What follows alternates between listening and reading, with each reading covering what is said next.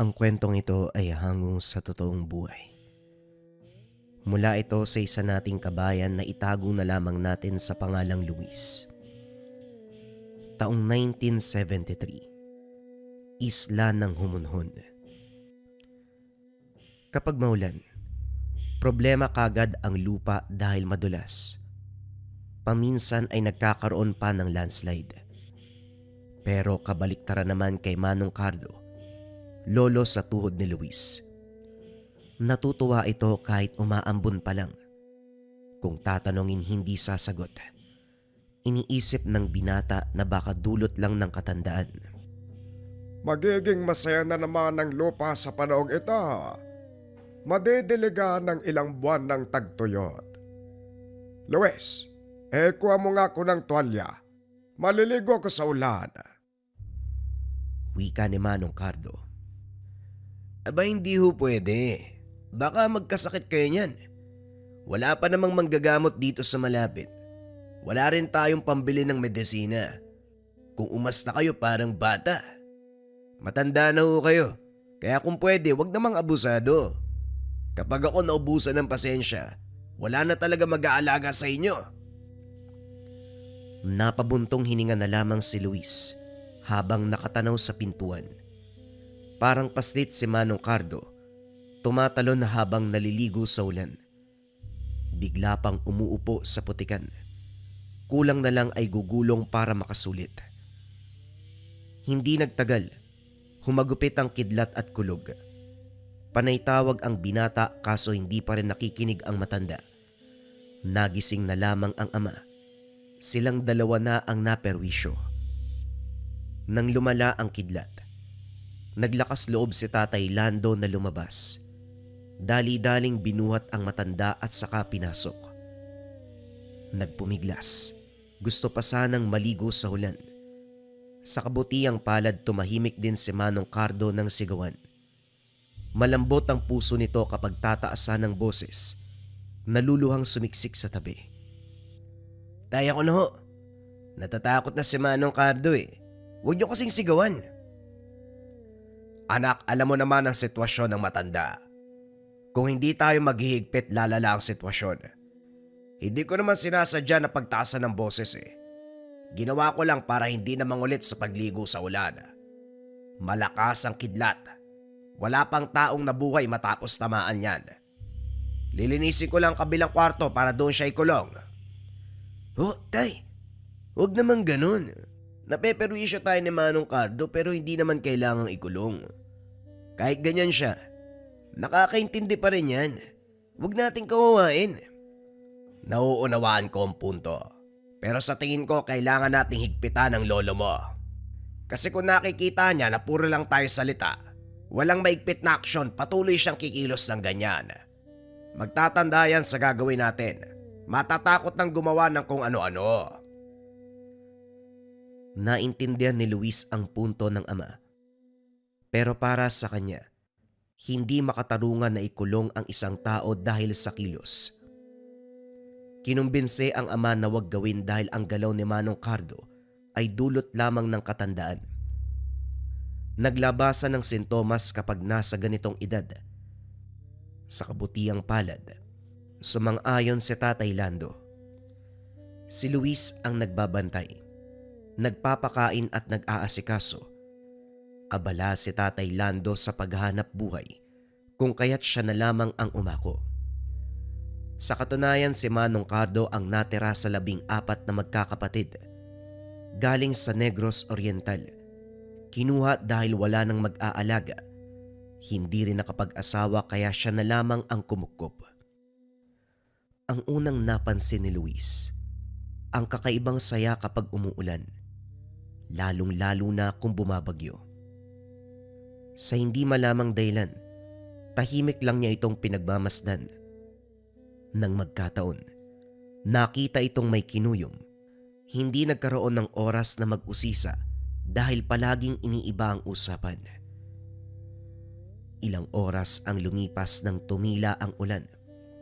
Sa puntong ito, nasa likod ng bahay si Manong Cardo. Nagdidilig ng halaman kahit kakatapos lang ng ulan. Hinayaan na lamang para wala ng gulo. Sinusulyapan mula sa kusina, kasalukuyan siyang nagluluto ng lugaw. Habang tinututukan ang pagluluto, nalingat lang sandali na wala na si Manong Cardo. Tarantang hinanap hanggang sa umabot sa paanan ng burol kung saan merong kumunoy. Dito madalas nadidisgrasya ang mga dumadaan. Hindi kasi namamalayan na malambot ang lupa dahil natatabunan ng mga tuyong dahon. Nasa tabi ang matanda, nakaupo sa malaking bato. Inilahad sa palad ang bilog na putik. Ang nakakapagtaka ay meron siyang kinakausap. Siguro naman sapat na ang ulan kanina para maging masaya kayo.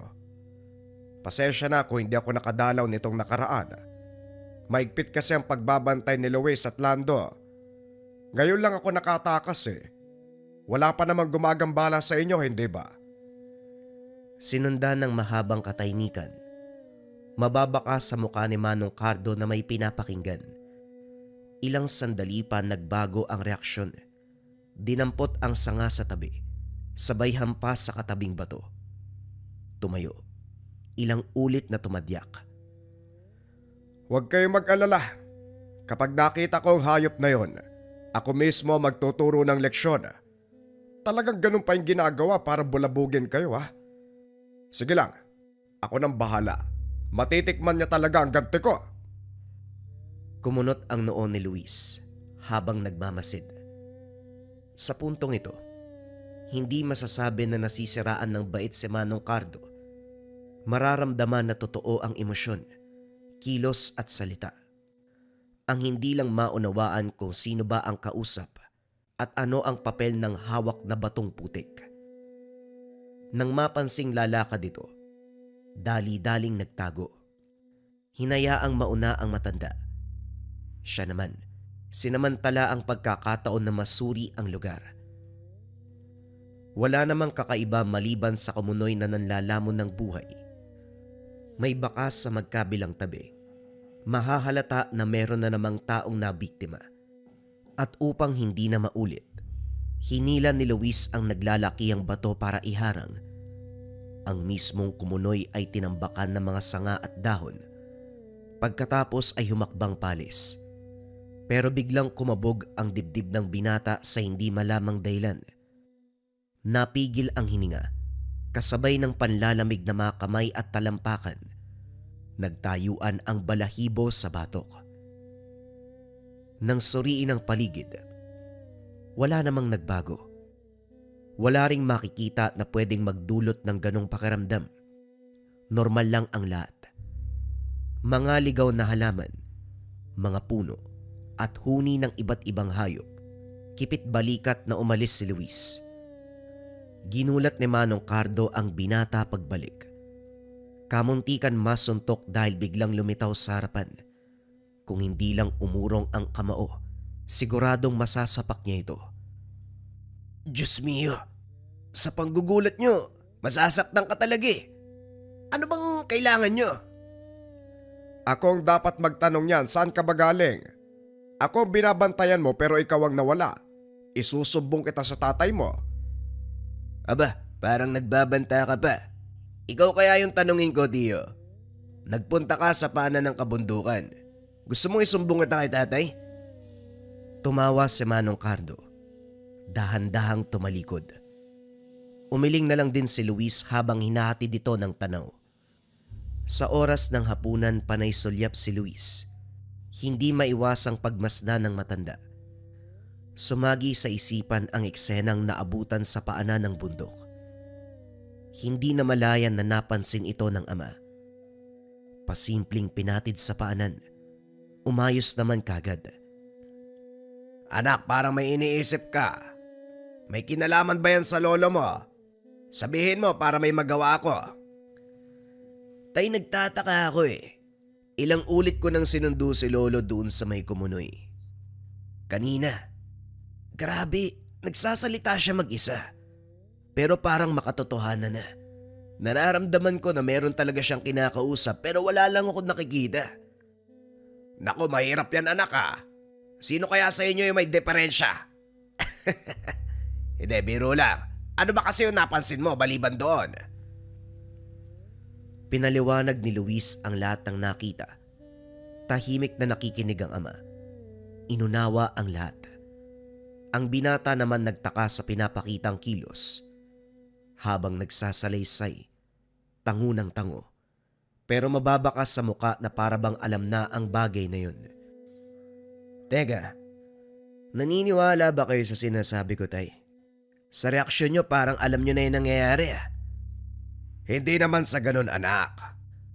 Si lolo mo kasi.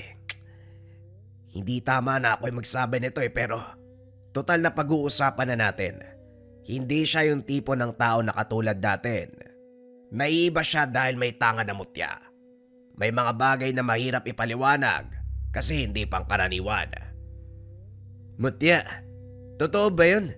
Yung binilog na putik po ba? Tama ka. Kung tawagin niya yun ay mutya ng kumunoy, mutya ng lupa o mutya ng putik. Bata pa lang ako nasa kanya na ang bagay na yun eh. Engkanto, duwende, maligno, aswang. Kahit yung mga tao na may masamang balak, kaya niyang kontrahin. Nagagawang kalabanin nang hindi siya nasusugatan o nasasaktan. Pambihira naman, tay. Alam niyo na pala yung tungkol sa bagay na yan eh. Bakit kung umasta kayo parang hindi niyo alam ang nangyayari?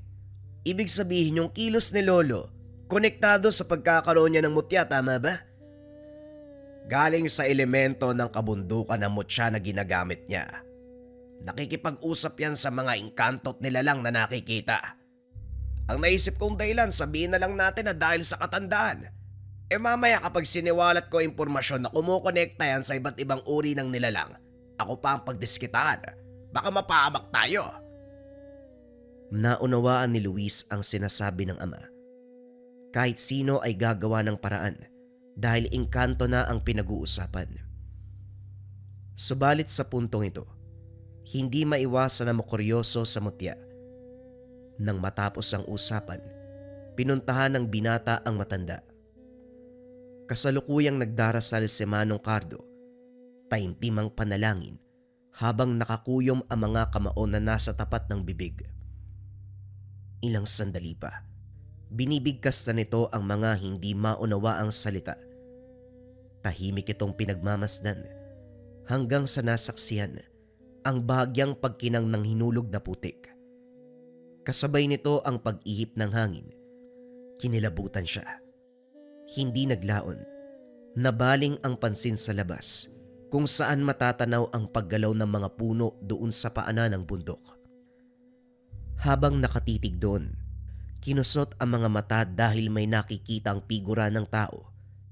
Hindi lang isa kung hindi marami. Ang nakakakilabot. Kalahating tao, kalahating kabayo. Iniwas niya muna ang tingin, pero pagbalik ay naroon pa rin ang mga nilalang. Tinawag niya si Tatay Lando pero wala itong natatanaw. Tinitigan itong mabuti. Sa pagkakatong ito isa-isang naglaho. Napabuga ng hininga si Luis. Inulit sa isipan ang imaheng nakita sa kabundukan. Panay nginig ang laman sa tuwing mababalikan ang figura ng mga ito. Dahil hindi mapakali, nagpa siya na kausapin si Manong Cardo.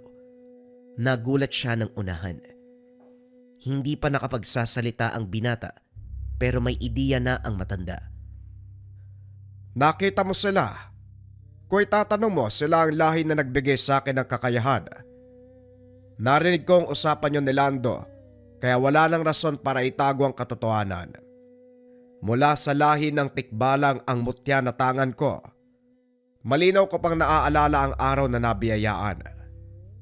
Huwag kang mag-alala. Hindi ka naman nila sasaktan. Sadyang napilitang magbukas ang ikatlumong mata. Napapadalas na kasi yung pagdikit mo sa akin eh. Napapansin mo ang kahina-hinalang kilos ko. Kaya nagbukas yan.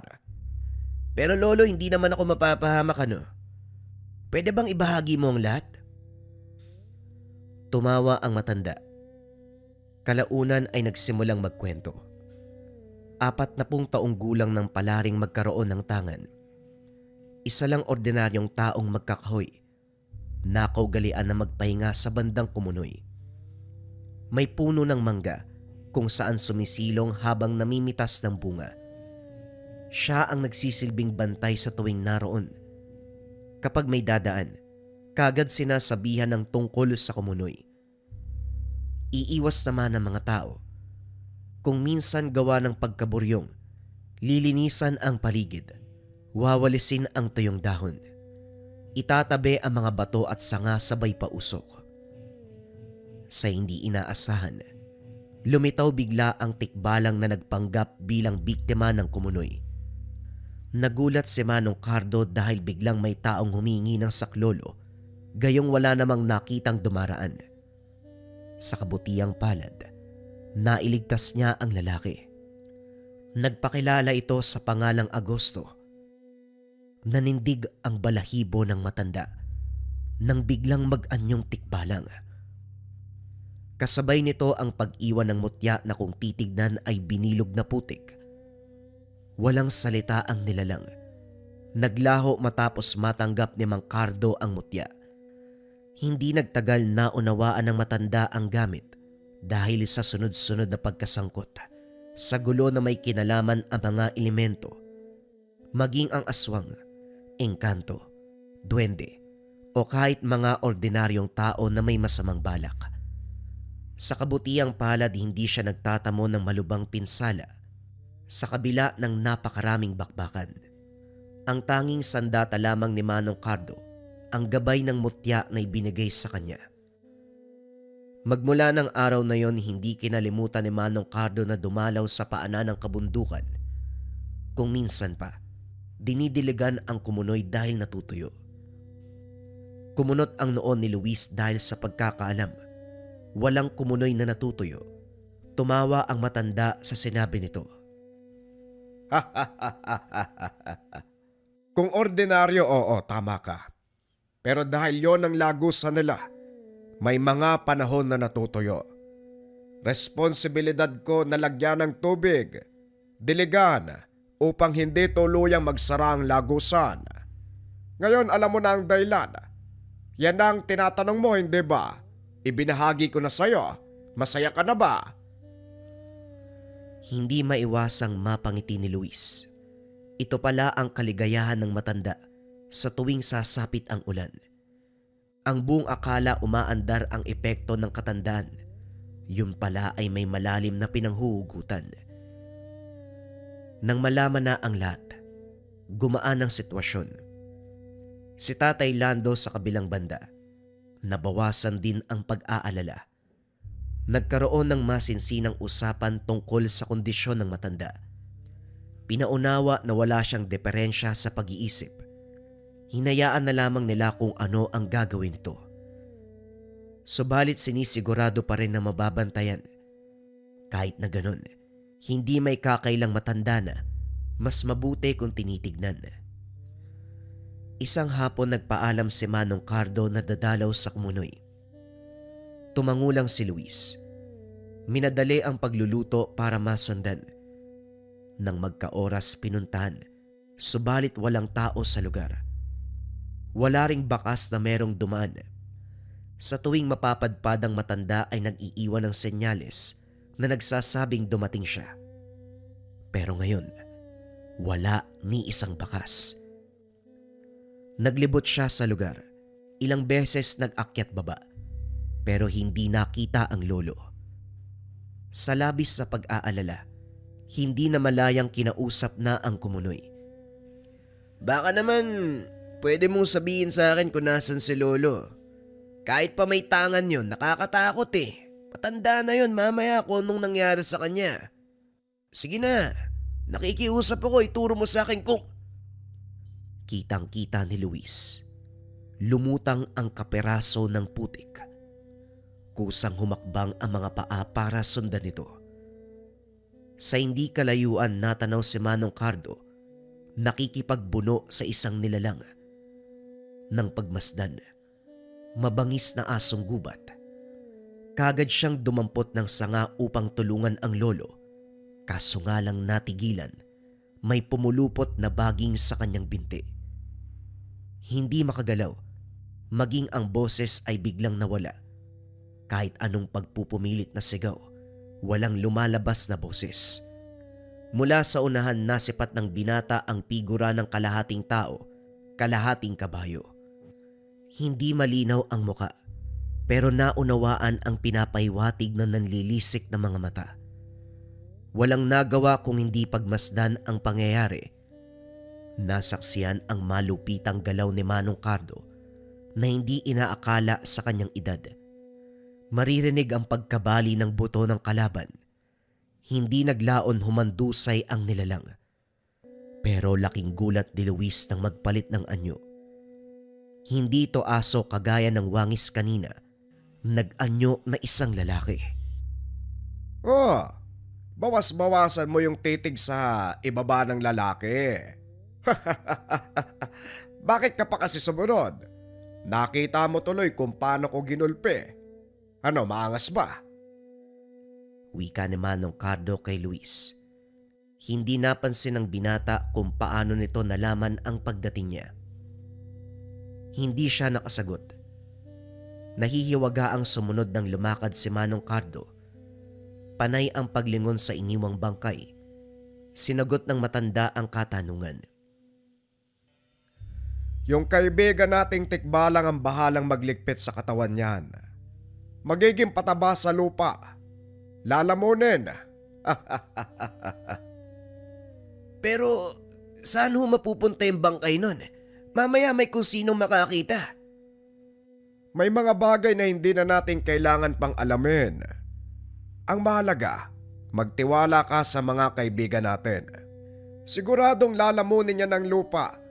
Magiging pataba ng kalikasan para may silbi naman yung buhay ng mga ulupong na yan. Tumango na lamang ang binata bilang tugon. Pumirme sa tahanan sa mga sumunod na araw dahil sa gupit ng panahon. Malakas ang buhos ng ulan. Tuwang-tuwa naman si Manong Cardo. Kaso nga lang sa pagtila ng ulan, may malaking sasakyan na dumaan. Batay sa itsura, mula sa mining industry. Nang sundan ng tingin patungo ito sa kabundukan. Eto na nga ba ang sinasabi ko eh. Kahit ilang beses nang nagkaroon ng landslide, hindi pa rin nila tinitigilan na sirain ang kalikasan. Ay nako, tuluyan ang makakalbo ang kabundukan. Sa kabilang banda, mababakas ang galit sa mukha ni Manong Cardo. Sinuri ng mga tao ang buong lugar. May mga aparatong sinusubok. Nagpalitan ng makahulugang tingin na parabang nakahuli ng ginto. Kagad silang nasita ng makita ng mga ito. Sino sila? Anong maitutulong namin sa inyo? Habang kinakausap sila ng tao, nagpatuloy sa ginagawa ang mga kasama nito. Kayo ang dapat naming tanungin. Anong ginagawa nyo dito? Sisirain nyo na naman ang kalikasan. Hindi ba kayo naawa sa maapektuhan? Manong, meron kaming permit. Permado ng nakakataas. Kung may reklamo ka, doon sa opisina pumunta ka. Kahit ang pinakamataas pa na tao ang pumirma dyan, wala akong pakialam. Walang sino man ang may karapatan sa kalikasan. Hindi pagmamay-ari ng tao ang lupa, kalangitan, hangin na pilit yung binabakuran. Lumapit si Tatay Lando. Pasimpleng binulungan si Manong Cardo.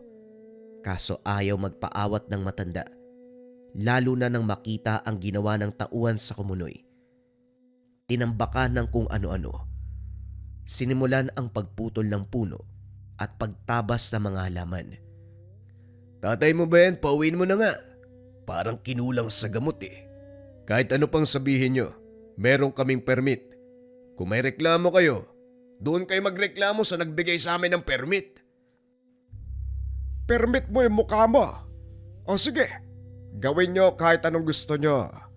Pero kapag kalikasan ang naningil, hindi lang kayo magbabayad. Tandaan nyo ang sinabi ko.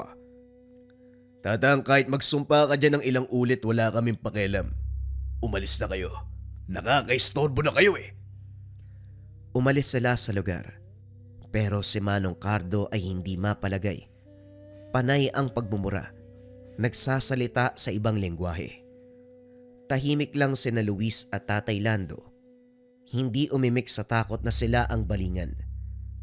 Ngayon lang din ang unang pagkakataon na nasaksiyan ng galit. Palakad-lakad, walang tigil sa pagsambit ng salita. Hindi na rin alam ng binata kung dialekto ba o nag-oorasyon. Ang alam lang nila ay matindi ang galit nito. Sinisigawan ang dumadaan na sasakyan ng mga minero. Saka lamang tumatahimik kapag nakaalis na sa lugar. Kinabukasan, binulabog ng ingay si Manong Cardo. Nariyan na naman ang naninira ng kalikasan. Sinubukan pa nitong pumalag, kaso hindi kayang pigilan dahil sa dami. Nagbanta na rin dahil kapag pinagpatuloy pa ang panggugulo, pulis na ang haharap sa kanya. Kaya naman dito na kumilos si Luis at Tatay Lando. Pinigilan ang matanda. Inilalagay nila ang sarili sa panganib. Pero sige, hindi ako nagkulang sa babala. Tignan natin kung ano mangyayari. Hindi maunawaan ng mag-ama ang sumunod na sinabi. Iba ang lumabas na lengguwahe sa bibig. Hindi nagtagal tuluyang huminto sa hinaing. Pagpasok ng panibagong linggo, tuluyang nilinis ang lugar. Ang kumunoy na tinambakan, kinalbo ang bahagi ng kabundukan, hinukayan. Hindi naglaon nagresulta ang masamang aktibidad. Panayliban ang mga trabahador dahil kung ano-ano ang karamdaman. May biglang inaatake, may iilan na maluba ang trangkaso, bumagsak ang kalusugan at kung ano-ano pa. Malala ang sinapit ng inhinyero dahil sunod-sunod na pagkamatay sa mahal sa buhay ang natanggap. May nasangkot sa aksidente, merong hindi gumising matapos ang mahabang pagkatulog. Ngayon naman, ang inhinyero ang mismong may iniinda. Pag-ubo ng dugo, nung magpakonsulta sa ospital, walang nakitang kahit anong problema. Tinan nyo ang nangyayari ngayon. Kung sumunod lang sila sa payo ko, hindi sana aabot sa ganitong punto. Wala rin silang karapatan na magreklamo. Sinadya nila yan eh. Kayo mismo ang pumasok sa panganib. Hindi na kayo makakalabas. Napalunok si Luis nang marinig ang sinabi ng matanda. Masama ang titig nito sa inhinyero na panay ang ubo ng dugo. Lo, may kinalaman ba kayo sa nangyayari sa kanila? Kung magsalita kayo, parang ikaw yung may gawa. Maghinay-hinay ka sa pagsasalita mo. May alam ako pero hindi ako may gawa niyan. Sinisingil na sila ng kalikasan dahil sa ginawa nila. Nagbigay ako ng babala pero hindi nila pinansin. Yan, ganyan ang mangyayari kapag kalikasan ang hinamon. Tiyo, baka may magagawa ka para makiusap. Hindi alam ng mga minero yung ginagawa nila. Sumusunod lang sila sa utos. Kaunting awa naman. Luis, hindi sila naawa sa kalikasan. Kaya yan din ang ibinabalik sa kanila. Hayaan mong pagbayaran nila ang kasalanan na sila ang nagsimula. Masasabing masama dahil nadamay ang pamilya na wala namang kinalaman.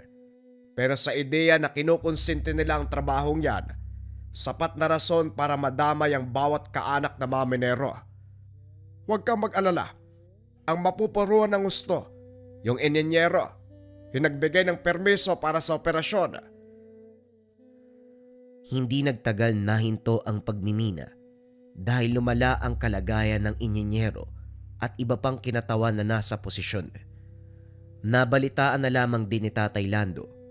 Bumagsak ang negosyo ng mayor na nagbigay ng permiso sa operasyon. Sakto din, kasagsagan ng eleksyon. Hindi nakabalik sa pwesto matapos matalo. Sa kabilang banda, nagmamadali sa paglinis ng kumunoy si Manong Cardo. Tumulong na din si Luis at Tatay Lando sa pag-alis na nakatambak na sanga, bato at iba pa. Nagakot ng tubig para diligan, kaso langit na mismo ang gumawa ng paraan. Bumuhos ang ulan. Muling nanumbalik ang sigla ng kumunoy. Napangiti na lamang si Manong Cardo. Lumod ito sa harapan ng kumunoy. Humingi ng kapatawaran dahil walang nagawa para pigilan ang operasyon. Sumagot ang putik. Naramdaman niya ang banayad na init na nagbigay ng kapayapaan sa kanya.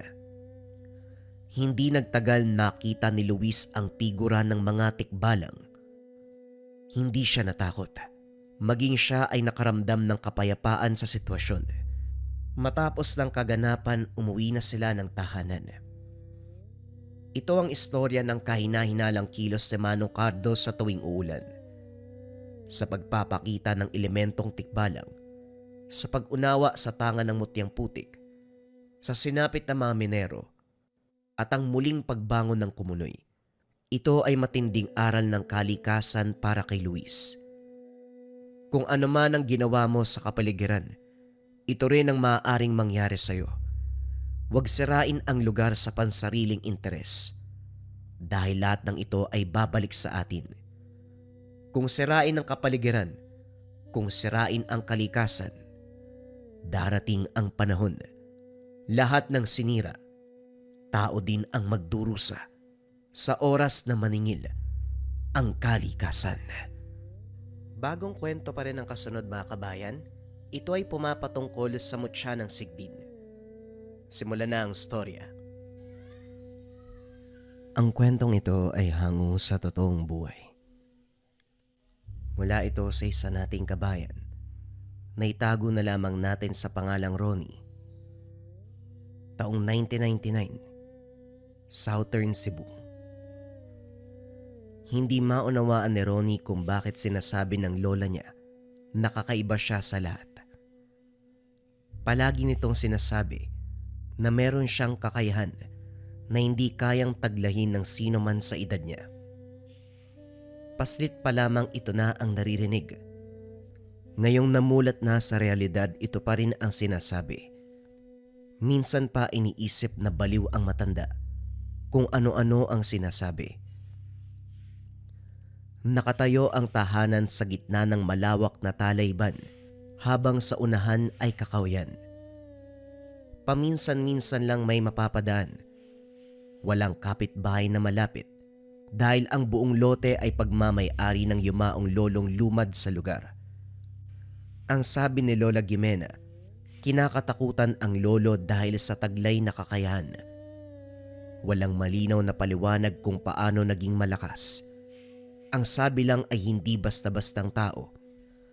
Sa tuwing itatanong naman, ang isasagot lang malalaman niya balang araw. Sa paglipas ng panahon, nagkaedad na itong si Ronnie. Sa puntong ito nang hina ang lola dulot ng katandaan, kaya naglakas loob na magtungo ng bayan para makapagtrabaho. Namasukan bilang kargador sa merkado, dito nakasalamuha ang iba't ibang klase ng tao. Dahil sa pisikal niyang pandak, idagdag pa ang kulay ng balat na itim at kulot na buhok. Suki ng pangungutya. Walang araw na hindi siya pinagkakaisahan. Gayunpaman minabuting wag lumaban dahil kilala niya ang sarili. Sa oras na piliing magalit, walang sino man ang uubra. Nagpakumbaba siya. Hindi pinansin ang panglalait. Kaso nga lang, humantong sa punto na nasagad na ang pasensya ni Ronnie, lalo na ng tawaging agta. Direktang tumutukoy sa kapre na nakatira sa malaking puno. Wala siyang ideya kung bakit ito ang ginagamit na pangungutya, gayong higante ang nilalang. Hoy agta! Ang lit-lit mong tao, ang lakas mo magbuhat. 2 sako yung dala mo. Nag-aangas ka ba? Wika ni Paeng. Buhat-buhat sa magkabilang balikat ang sako ng bigas. Nagbuntong hininga si Ronnie upang pigilan ang inis. Paeng, pwede ba tumabi ka muna? May pasan pa akong bigas, nagmamadali yung pumakyaw nito eh.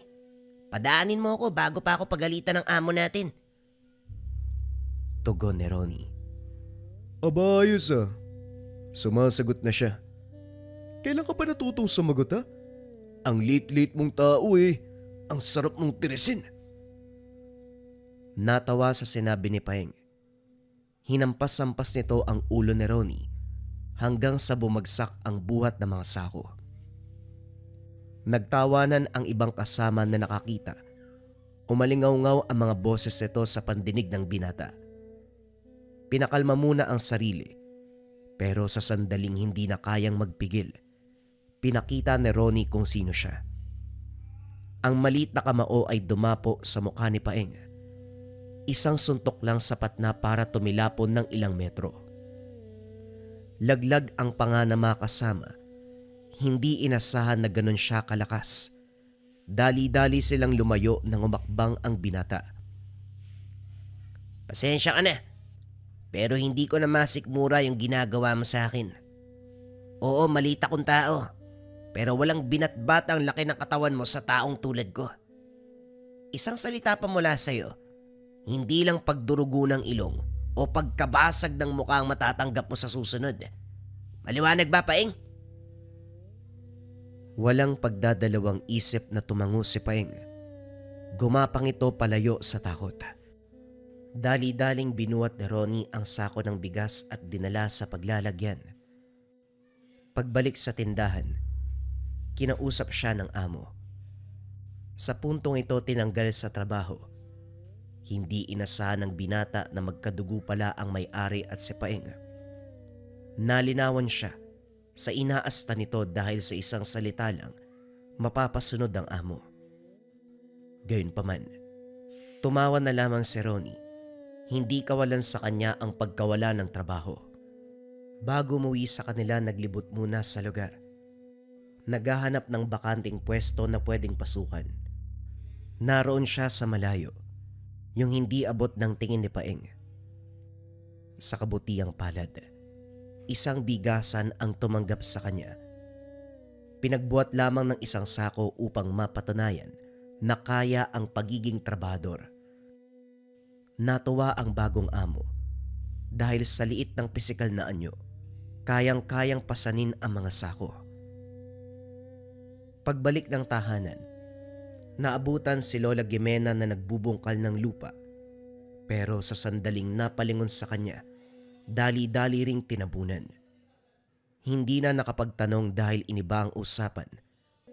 Kapag ganito ang kilos ng matanda, hindi na siya nangungulit pa. Iha, wala ka pa rin bang nararamdaman sa panahong ito? Yan bang hindi mo maintindihan kung ano nangyayari sa sarili mo? Wika ni Lola Gimena. Nagtatakang napatitig si Ronnie sa kanya. Mababakas ang sabik sa mukha nito na malaman ang kasagutan. Bukod po sa palaging galit ang mga katrabaho ko, wala naman po. Bakit niyo po pala naitanong? Wika ni Ronnie. Nagbago ang reaksyon ng mukha ng matanda. Dapat sa mga oras na ito, nararamdaman mo na ang presensya ng iyong gabay. Ito ang sinabi ng lolo mo bago ipasa ang mutya ng sigbin. Ilang taon na nakalipas, dapat taglay mo na ang kapangyarihang ito. Kinapa ni Ronnie ang bewang na may nakataling kaperasong buto. Ngayon lang naalala ang bagay na ito. Sinasabing nagmula sa buto ng sigbin. Hindi siya naniwala nung una dahil para sa kanya, katulad lamang ito ng habak na taglay ng mga kabataan upang magsilbing proteksyon sa anumang banta ng mga elemento. Subalit ngayon, nalinawan sa sinabi ni Lola Gimena. Ang sigbin sa Kabisayaan ay sinasabing mas mabangis sa anumang aswang, ibang uri ng lahi ng sigbin. Ang taglay nitong anyo ay isang pusa, pero ang laki ay mayahalin tulad sa aso. Palihim kong kumilos, maliksi. Hindi mauhuli kahit antingero o albularyo ang tutugis. Kung pagbabatayan ang lugar nila, hamak na marami ng insidente na may kinalaman sa nilalang na ito. Halos taon-taon, nakakarinig ng pambibiktima sa partikular na daanan, doon malapit sa kawayan na nasa tabi ng kalsada. Kakawayan ang bahaging ito. Walang bahay na malapit. Nakakakilabot ang pakiramdam. Kapag sasapit ang takip silim O hindi kaya naman dapit hapon. Wala nang maglalakas loob na dumaan o gumawi sa bahaging iyon. Lola, pwede bang tama na yung pananakot nyo?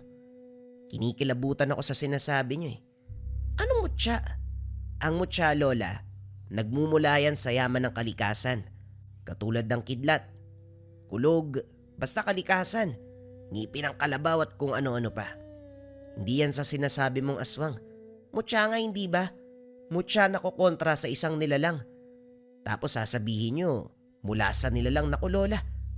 Parang hahaba ang usapan natin ngayon kung ano-ano na yung sinasabi mo eh.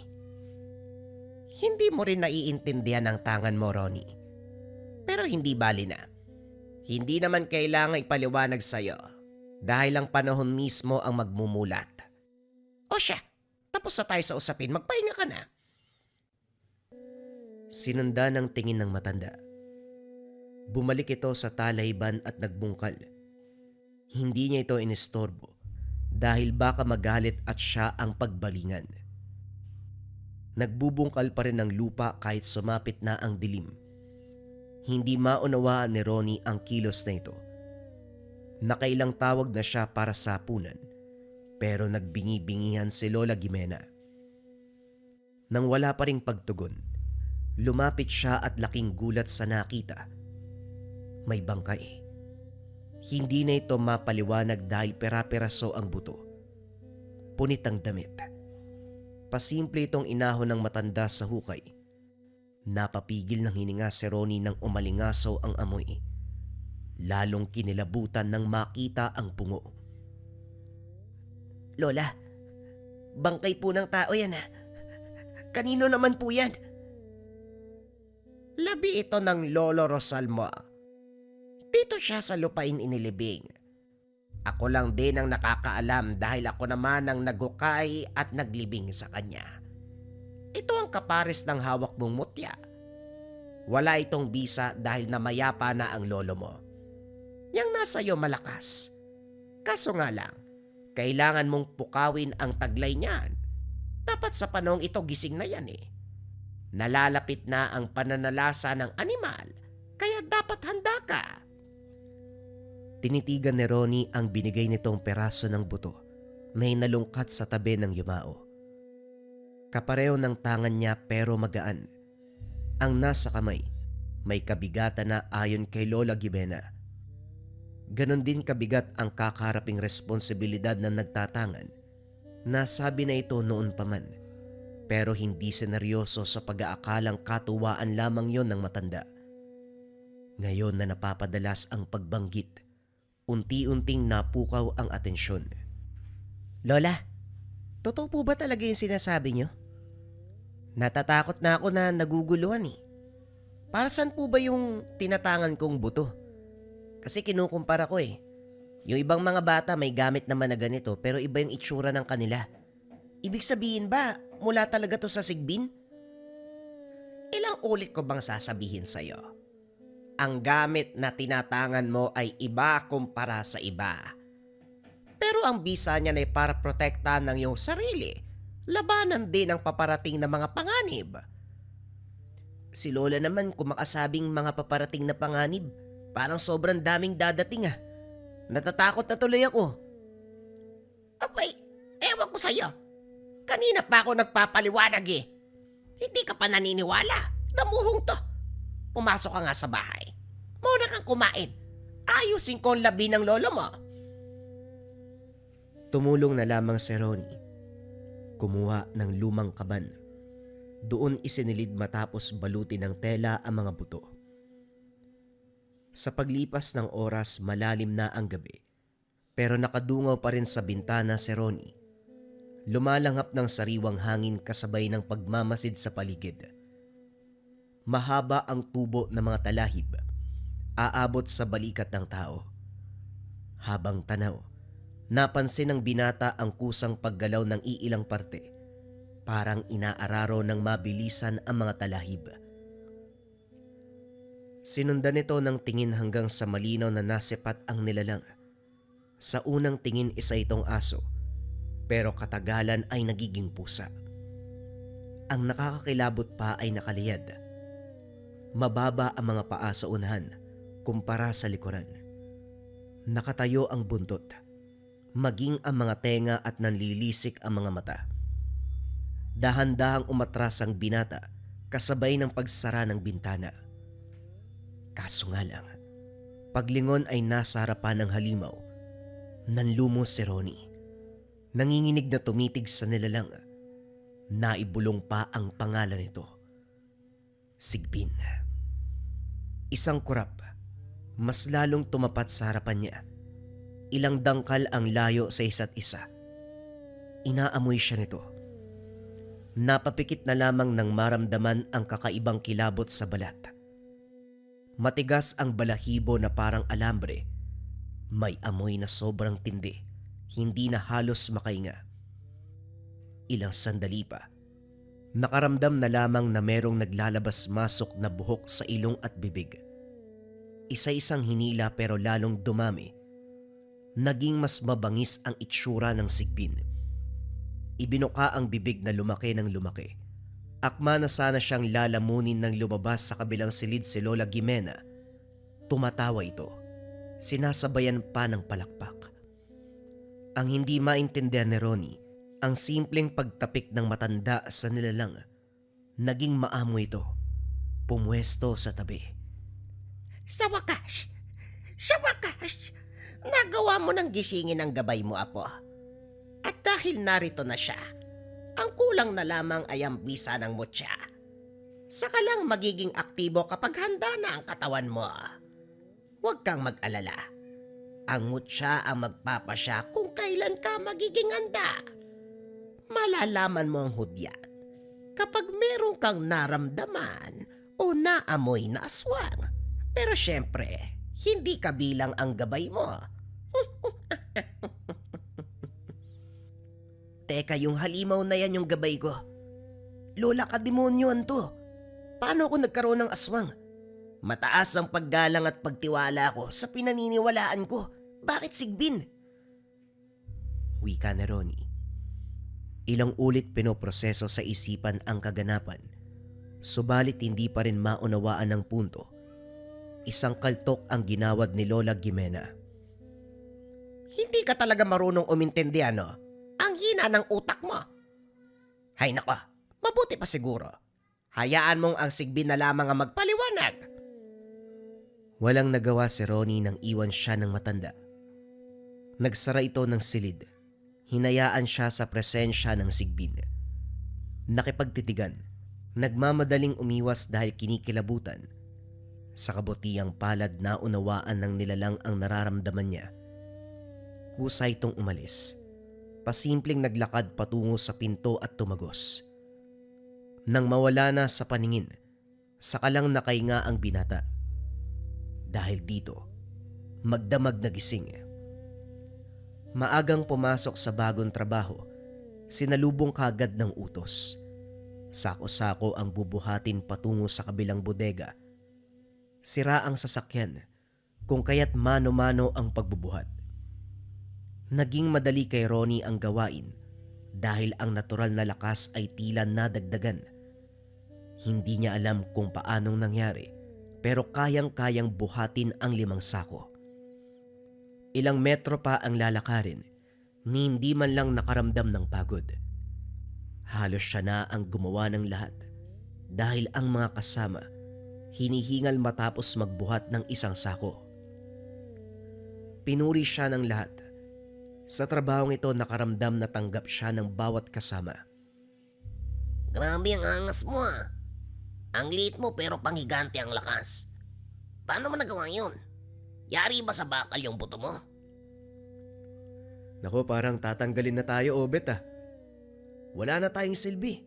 Kayang buhatin ni Ronnie mag-isa yung lahat, oh. Ang lakas mo, pare. Sana ganyan din ako kalupit.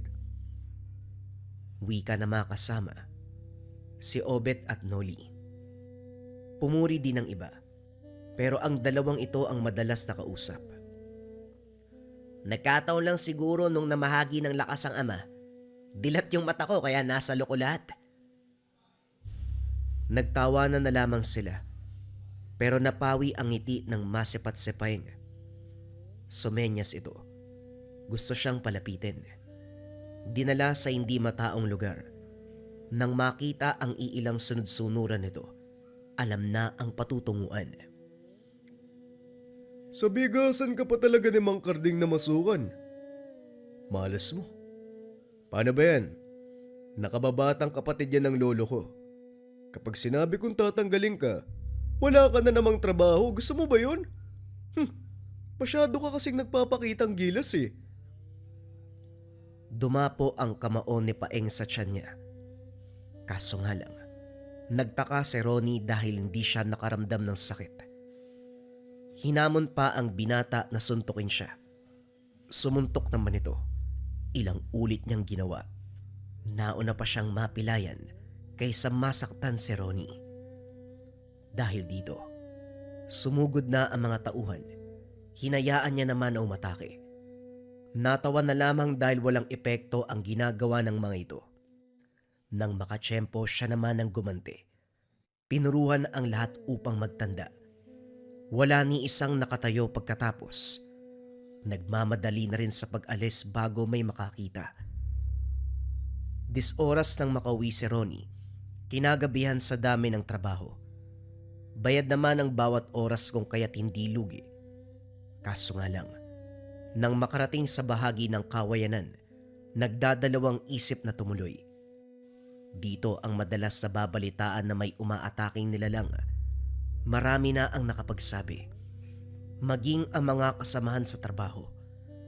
May pinapakita pang galos ang iba. Kamot ulong tumingin sa paligid. Madilim. Punong-puno ng kawayan ang maaaninag. Hindi nagtagal kinilabutan ng umalingasaw ang amoy. Idagdag pa ang malakas na presensya. Mula sa unahan, napansin ng binata ang pares ng mga mata. Dahan-dahan itong lumapit sa kanyang gawi. Hindi naglaon na sa harapan na ang sigbin. Hindi ito katulad ng nagpakilalang gabay. Sumagi sa isipan na baka ito ang aswang na umatake sa lugar.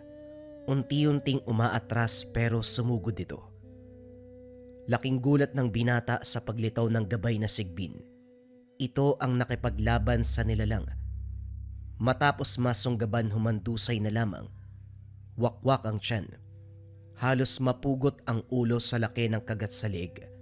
Dito nasaksihan ang proseso ng kamatayan. Unti-unting tumigas ang katawan pagkatapos ay dahan-dahang naglaho. Nasundan na lang din ng tingin ang gabay na naunang umalis. Siya naman sa kabilang banda.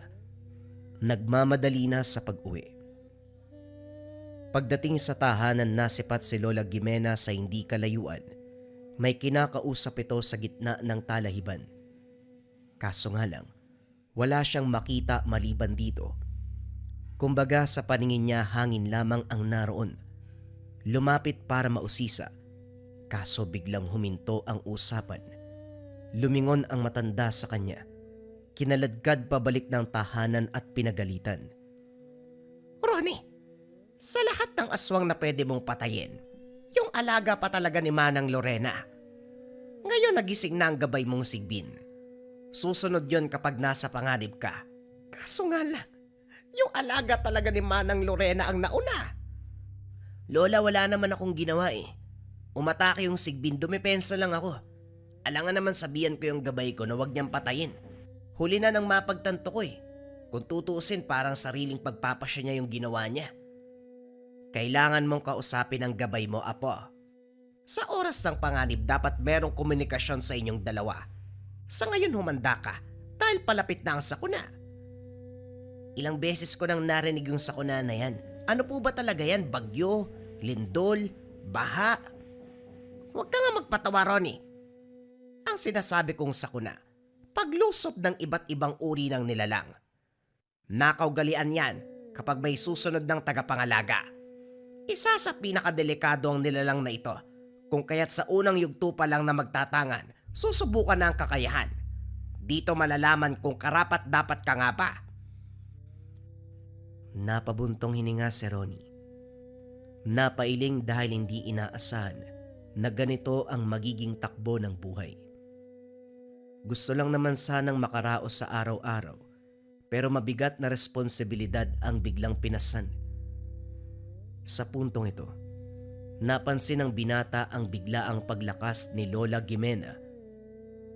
Noong nakalipas na mga buwan, hindi na ito halos makabangon, pero ngayon daig pa ang kabataan sa pagkilos.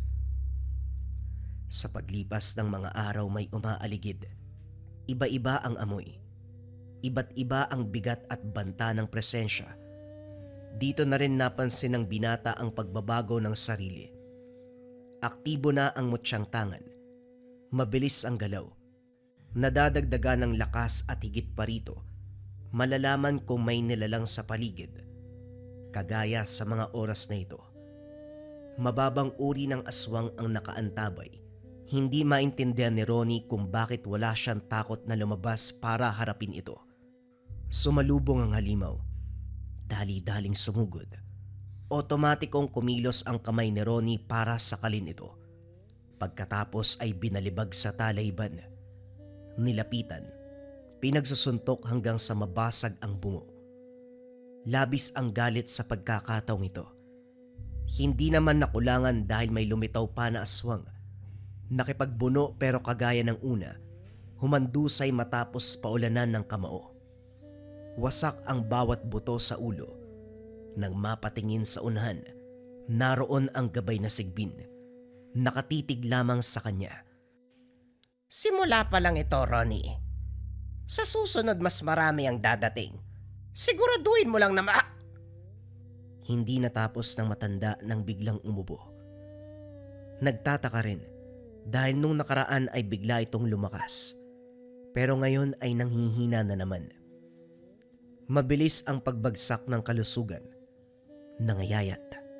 Nanamlay. La, ano po bang nangyayari sa inyo? Bakit parang nagkakasakit kayo? Bigla kayong lalakas tapos bigla din kayong manghihina. Ganito siguro kapag malapit ng mamaalam. Kaya ikaw, siguraduhin mo na aalagaan ang sarili at harapin ang bawat hamon ng buhay bago ako mamayapa. Hindi nakapagsalita si Ronnie. Sumikip ang dibdib matapos marinig ang habilin.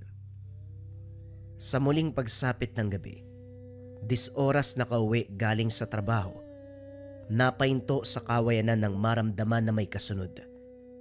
Iba't iba ang bigat ng presensya. Hindi naglaon sumugod ang aswang. Tumama ang kuko nito sa mukha ng binata pero hindi nagtamo ng sugat. Bago makaganti ay may dumating na isa pa. 2 halimaw ang karap. Maitim ang balat ng mga ito. Nanlilisik ang mga mata. Hindi nagtagal nagsimulang gumapang ang buhok patungo sa kanya. Pumulupot sa leeg. Naglabas-masok sa ilong at bibig. Subalit walang epekto ang mga ito kay Ronnie. Pasimpleng hinila ang buhok at sinakalang aswang. Nabali ang leeg nito sa matinding pagkakahawak. Naalerto ang isa. Hindi naglaon ay umatungal. Naglabasan ang grupo ng sigbin. Nang titigang mabuti ang halimaw, sa isang iglap sumagi sa isipan ang imahe bilang tao. Walang iba kung hindi si Manang Lorena. Sumugod ang alagad nito, pero hindi nakalapit nang lumitaw ang gabay na sigbin. Hinarap nito ang kauri at walang kahirap-hirap na tinalo. Ganun na lamang ang pagsigaw ng aswang sa tanda ng galit. Ilang sandali pa bumalik sa anyong tao. Talagang ikaw ang sumunod sa yapak ni Rosala. Nasa tugo niyo ang pagiging maras. Noong kapanahunan niya, siya rin ang umubos ng mga alaga ko. Ngayong ikaw naman, lapastangan ka. Manang pasensya na po ah. Hindi ba kayo naman yung nauna? Kung sana sinabihan mo mga alaga mo na wag akong unahan, hindi tayo abot sa ganito.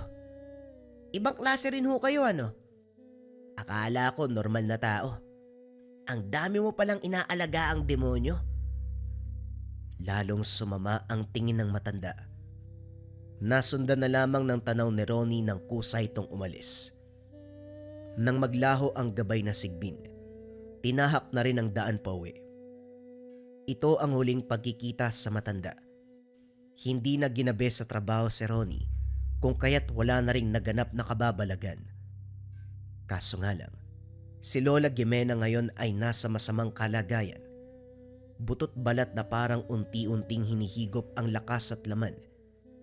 Hindi makapagsalita, hindi makakilos. Nakaratay na lamang. Wala ring maunawaan si Ronnie sa pangyayari dahil wala ni isang manggagamot ang pumayag na masuri ang matanda. Sa tuwing may kausap, mababakas ang takot sa mga ito. Mang Polyon, ipapatingin ko lang naman si Lola Gimena eh. Bakit parang natatakot kayo? Manggagamot ka naman, hindi ba? Suki ka dito sa bigasan. Pagbigyan niyo na ho ako. Iho, unawain mo sana na hindi ako nagtataglay ng mataas na katungkulan. Kakarampot lang din ang kaalaman ko. Hanggang sa ordinaryong sakit lang. Kung mangasa ko mangialam sa kalagayan ng lola mo, hindi malayong sa susunod na araw, paglalamayan ang bangkay ko. Ronnie, pagpasensyahan mo na. Ikaw na lamang ang umintindi sa lahat ng sinasabi ko. Masyadong mahal ang buhay para isugal sa delikadong sitwasyon. Tugon ng manggagamot bago nagsara ng pintuan. Nang masipat ni Ronnie ang bukana ng kakawyan, nakita na naroon si Manang Lorena. Napagtanto na kaya hindi pumayag ang nilapitang manggagamot dahil sa banta ng matanda. Hindi masisi ang mga ito. Gusto lamang protektahan ang sarili. May pagkakataon na pupuntahan ng binata ang tahanan ni Manang Lorena, kaso nga lang palaging wala. Ang sabi ng kapitbahay, hindi na umuuwi ang matanda. Marami daw itong pagmamay-aring lupain at may kubo sa bawat lote. Inisa-isa, sa pagbabakasakaling matatagpuan pero bigong mahanap. Hanggang sa sumapit ang araw na namayapa si Lola Gimena, ganun na lamang ang galit dahil sa hinuwa ng binata. Ang matandang halimaw ang nasa likod ng kamatayan. Taon nang lumipas, muling nagkaharap ang dalawa. Hindi na halos makilala ang pisikal na anyo ni Manang Lorena dahil lapnos ang balat. Nadaanan sa kawayanan kasama ang huling alagang sigbin. Sa kilos nito ay siya ang inaabangan. Buhay ka pa pala, Manang. Saan ka ba nagtago? Ang tagal nung huli tayong nagkita. Walang sagot mula sa matanda. Inihanda na lamang ni Ronnie ang sarili nang bigla nang umatake ang sigbin. Sa puntong ito, siya mismo ang nakipaglaban. Hindi tinawag ang gabay upang patunayan ang kakayahan. Mabilis ang galaw ng aswang. Hindi masundan ng tingin sa biglaang paglaho. Bawat lingon, nasa iba't ibang direksyon. Subalit ang mutya ang dumidikta sa oras na ito. Nang sumugod ang nilalang, lumingon ang binata sabay sakal. Nang mawakan, hindi na pinakawalan. Umalingaw-ngaw ang daing nito. Makikita rin sa mukha ng matanda ang pagkabahala. Nakiusap pa sa kanya. Huwag ang gabay ko, pakawalan mo siya. Ititigil ko ang paghihiganti. Nang malaman na gabay ito ng matanda, lalong ginanahan si Ronnie na wakasan ng buhay. Sa pagkakaalala sa minsang kwento ni Lola Gimena, sa oras na mamatay ang gabay na nilalang, sasapitin din ito ng ginagabayan. Walang pagdadalawang isip. Hinugot ang mutya ng sigbin. Ito mismo ang tinarak sa limaw. Tinamaan sa puso. Pagkatapos ng pag-angil, sumigaw din ang matanda. Naramdaman nito ang paghihirap ng sariling gabay. Sinaksak ng sinaksak ni Ronnie hanggang sa bumulagta. Naunang nalagutan ng sigbin. Patas na tayo ngayon, Manang. Pinatay mo ang lola ko. Katapusan mo na rin ngayon. Mainam na ang ganito para wala ng peste sa lugar. Dahil sa sigbin mo, marami ang namatay sa baging ito. Panahon na para magpahinga ka. Bilang pagtatapos ng buhay ni Manang Lorena, sinaksak niya ito. Nalagutan ng hininga ang matanda. Maya-maya pa lumapit ang gabay niyang sigbin. Ito mismo ang nagligpit sa bangkay ng matanda. Wala siyang ideya kung saan dinala dahil hinila ito patungo sa kakahuyan. Wala rin siyang balak alamin dahil sapat nang malaman tapos na ang suliranin. Ito na ang huling engkwentro ni Ronnie dahil nang maigante ang lola. Lumipat siya sa ibang lugar kung saan madalang mabalitaan ang mga nilalang. Sa bagong bahay, nakaramdam ng pagmamahal at pagtangkilik sa mga tao. Sa halip na kutyain, idinaan ng binata sa pagpapamalas ng lakas sa pagbubuhat, kaayusan sa partikular na gawain, kung kaya't puro papuri at bilib ang natatanggap. Gayunpaman, tangan pa rin ang mutya ng sigbin, pero bihira lamang gamitin dahil muli, wala ng aswang na nagagawi sa lugar. Kung meron man, hindi magtatagal dahil sa lakas ng presensya ng gamit. Kapag napapansin ng halimaw, ito na mismo ang kusang iiwas. Masalimuot man ang karanasan ni Ronnie, nawalan man siya ng minamahal sa buhay. Buong puso niya pa rin tinanggap ang gamit dahil ito ang kanyang kapalaran. Mabigyan ng lakas, makatulong kung kinakailangan, gamit ang kapangyarihan ng mutya ng sigbin. Mataas na uri ng rebuelta o sumbalik. Kung ano man yung sumpa na binigay sa inyo, kabayan, ibabalik doon sa taong nagbigay. Yan ang bisa ng Maracuyo Bracelet.